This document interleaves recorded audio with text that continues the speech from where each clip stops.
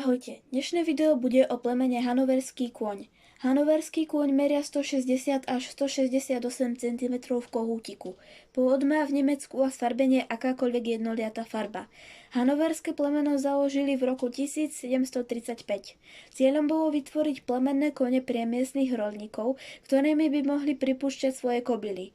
Zakladajúcimi žrebcami bolo 14 čiernych mohutných kočiarových holštajnských koní, krížencov miestnych kobyl a orientálnych španielských a neapolských koní. Anglické plnokrvníky k nim prikrížili, aby získali ľahšieho koňa s voľnejšími pohybmi, ktorý by mohol ťahať záprah, byť vojenským a jazdeckým koňom a aj vykonávať poľnohospodárske práce. Od roku 1945 sa plemenitba prispôsobila dopytu po prvotriednych športových koňoch. To viedlo k opätovnému kríženiu s trakenským koňom a ďalšími anglickými plnokrvníkmi. Oba zľahčovali stále trochu ťažkého hanoverského koňa a dodávali mu voľný priestranný pohyb. Dnes je hanoverský kôň atletický, elegantný a pokojný.